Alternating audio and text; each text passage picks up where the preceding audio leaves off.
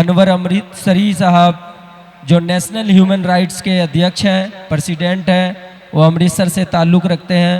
मैं उनसे कहूँगा कि आप अपनी बात रखें मंच पर और लोगों के रूबरू हों।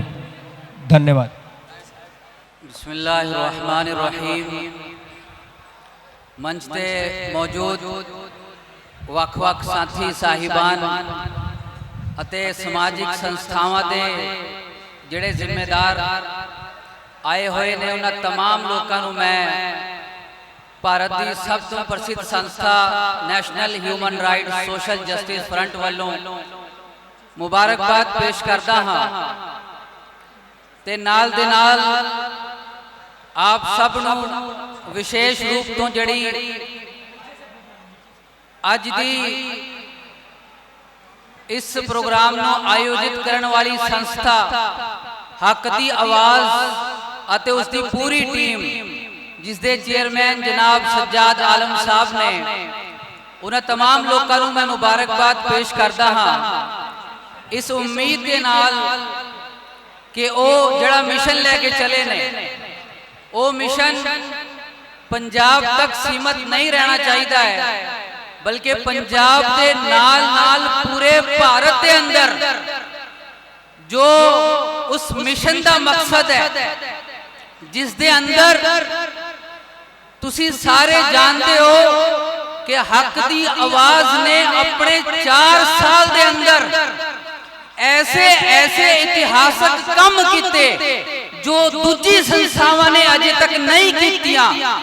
तुहानू पता होना चाहिए है कि हक दी आवाज जिसके चेयरमैन जनाब सज्जाद आलम साहब ने उन्हां दी अगुवाई विच पंजाब तो लैके बिहार तक, बिहार तो लैके बंगाल तक जो खास मिशन है मजलूमां लई काम करना, मजदूरां दे हक्कां लई काम करना।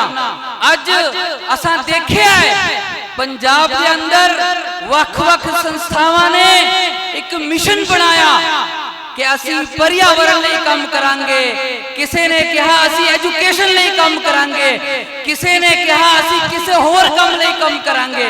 लेकिन हक दी आवाज ने सिर्फ मजलूमां लिए काम नहीं किया।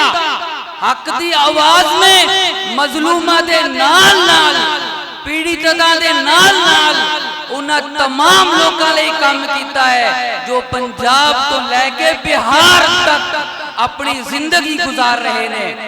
मेरे तो पहला कई साथियों ने कहा कि हक दी आवाज ने कोविड के दौरान बड़ा काम किया।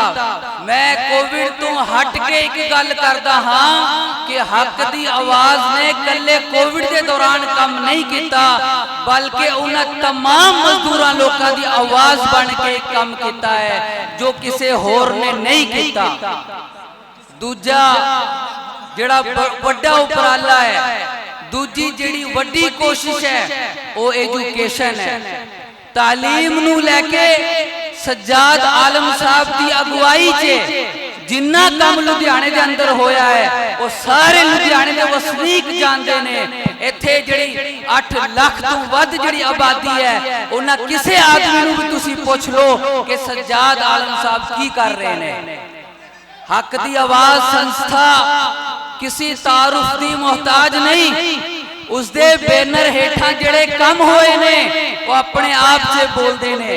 मैं समझता हाँ कि हक की आवाज उस मिशन को लेके चल रही है जो मिशन आखिरी नबी प्यारे नबी हजरत मोहम्मद अरबी सल्लल्लाहु अलैहि वसल्लम ने अज तो 1450 साल पहला जिहड़ा एक मिशन दिता सी ते साडे नाल एक वादा कीता सी कि ए लोगो मेरे जान मगरों तुसी कुछ अजिहे काम करियो जो मेरे नाल तुहानू जोड़दे होण, मेरे मिशन नाल तुहानू जोड़दे होण। ओ की सन? वो सारे काम वो सन कि असी सारे मिल के मनुखी अधिकारां दी सुरक्षा लई काम करिए।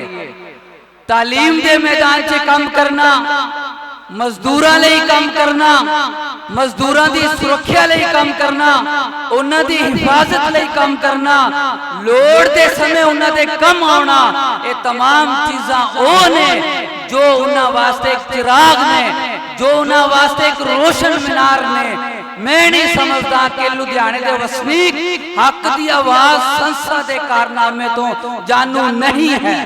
मैं समझता हाँ कि लुधियाने के नाल नाल पंजाब के जिन्ने भी जिले ने सारे जिलियां के लोग उसके नाल नाल एडमिनिस्ट्रेशन के लोग उसके नाल नाल समाजिक तंजीमां के लोग सारे नूं पता है कि हक की आवाज संस्था के बैनर हेठ जिहड़े काम होए ने वो किसे तारुफ दे मोहताज नहीं।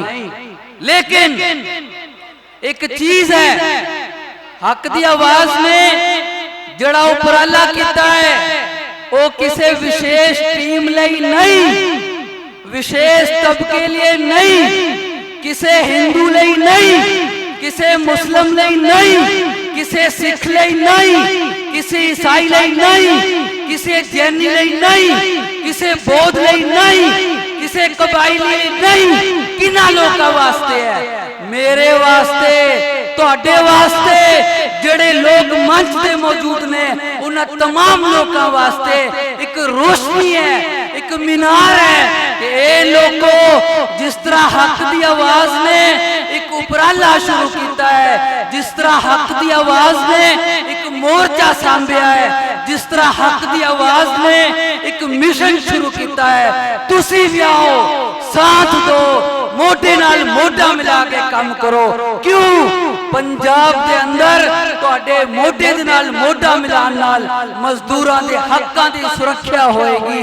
कोई मजदूर पीड़ित नहीं रहेगा, कोई मजदूर अनएजुकेटेड नहीं रहेगा, कोई भी मजदूर मैं समझदा कि बेकार नहीं रहेगा। पर्ची आ चुकी है, मैं इन तमाम अखरा दे नाल एक शेर दे नाल अपनी गल खत्म करूंगा कि जनाब चेयरमैन सज्जाद आलम साहब उन्हां दी टीम का मकसद इको ही है कि मैं चिराग रह गुजर हूं, मुझे शौक से जलाओ।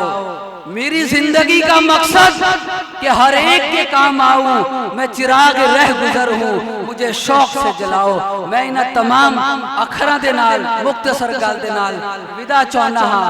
That's all. जय हिंद।